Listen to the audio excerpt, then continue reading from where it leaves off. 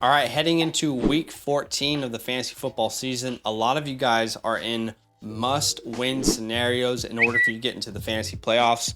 For us, the fantasy playoffs start next week. Let me know when they start for you, but just make sure you don't have a week 18 fantasy championship. That is not ideal at all. I'm going to give you my starts and sits at the running back position.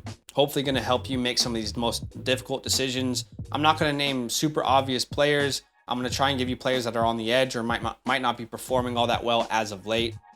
Do me a favor, drop a like, subscribe if you like the content, and comment down below your most difficult start decision for this week. All right, let's get straight into it. Keep in mind, Falcons, Bears, Packers, Colts, Saints, Commanders, all on bye.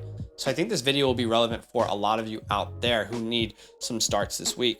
My first start of the week is Tony Pollard versus the Houston Texans. This is an incredible matchup. The Houston Texans currently give up the most points to fantasy running backs. If you could dream up a matchup, this would be the matchup. And Tony Pollard, since week 8, there's only been one game he has not scored at least 20 fantasy points. He's also been getting a lot of touches as well per game, been uber efficient with all of those touches. Pollard has moved himself into the must-start category. So in case there's anyone out there who had any concerns about Zeke Elliott, what his role might be, there is enough to go around in this offense, in this matchup, for Tony Pollard to be an absolute smash start, potential top 10 to 15 play here in week 14. All right, my second start of the week is a player who has missed a couple weeks due to an injury, specifically a concussion, and that is Joe Mixon versus the Cleveland Browns. And honestly, if for whatever reason Joe Mixon misses, put some Samaje Perine in. Like I've been saying for multiple weeks, if Perine is the guy, you can start him with the same confidence that you would start Joe Mixon with. It's eerily similar how they're playing and what they mean to this team. But Joe Mixon will be back. He is coming off, that week 9 performance, his last full healthy game. He had 55 fantasy points. I don't think you can anticipate that in this game. This should be a relatively close game. It's an in-division game. I know the Bengals are the better team, but in-division games, Deshaun Watson, another game under his belt, gonna get some of that rust off. I think this will be a close game, and Joe Mixon will be very, very necessary. So I anticipate a 15-plus point fantasy performance in a PPR format. And he's been getting a lot of work in the air this year, guys. I mean, multiple games with 9 targets, and he's been a reliable option out of the backfield, as well as 2 touchdowns through the air this year as well. The matchup versus the Browns is fantastic. They give up the 3rd most points to fantasy running backs. Dameon Pierce, who was struggling a lot, was on my starts of the week last week. He was able to put up 73 yards on the ground and 22 yards through the air. He was able to perform really, really well versus this defense. Mixon can only do even better in a better offense. So start him with confidence. He's a must start. My third start of the week, who's the starting running back for the Dolphins? If we don't hear any reports that Jeff Wilson's role has been diminished, let's go Jeff Wilson. But if for whatever reason it's now Raheem Mostert's role, then let's rock with Raheem. Again, you won't know that until some reports come out. But I still think it's Jeff Wilson. I just think that was a weird game plan versus the 49ers, who have one of the best rush defenses in the NFL. Now you get the Chargers, who currently give up the 5th most rushing yards on the ground. The Dolphins struggled, and they weren't able to run the ball. So they need to get back to running the ball, and I think Jeff Wilson will be a very important part of that. Before last week, he had 3 games over 12 fantasy points. So I think he'll get back to his old role. I think he'll get those opportunities that he's used to having. And unless there's some sort of injury, he should be a start if you have him, unless you have better, clear options. All right, my 4th start of the week is DeAndre Swift. I've been saying it for a minute now. I've been telling you guys to trade for him. I've been trying to say he is a sleeping giant. The schedule is incredible all throughout the playoffs and up into the playoffs as well, including this week versus the Minnesota Vikings, who currently give up the 10th most points to the position. He's always been a sleeping giant. None of us understood why he wasn't getting more opportunities, and I believe this is a trend that we will continue to see. 14 rushing attempts, which is actually the 2nd highest total all season, and 6 targets, which again is the 2nd highest total all season. He was well over 100 all-purpose yards, found his way into the end zone. was efficient, looked great. You're going to continue to see DeAndre Swift's role grow in this offense, and he will reclaim, in my opinion, his RB1 status in this backfield. If you weren't able to trade for him, it's probably too late at this point, let's be honest. All right, my 5th start of the week, and these next 2 guys are desperation starts. There are probably 24 running backs I feel more confident in than the following 2 players, but I'm trying to give you some desperation starts because I know there's a lot of players who are currently on bye.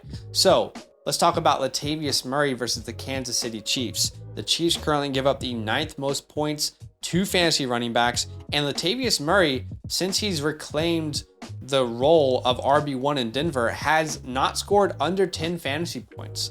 In week 11, 17 points versus the Raiders, where he put up a touchdown and I think around 50 yards on the ground. Yep. And then week 12 versus the Panthers, he played 82% of the snaps, had 14 touches.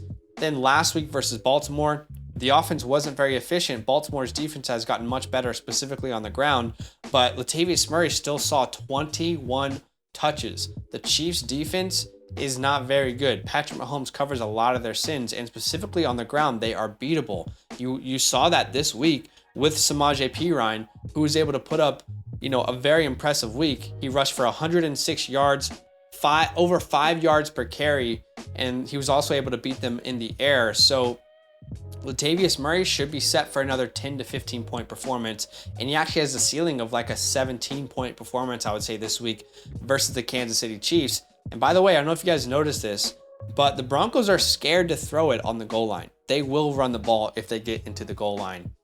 All right, my 6th start of the week, and again, keep in mind, it's another desperation start, but that would be D'Onta Foreman at the Seattle Seahawks.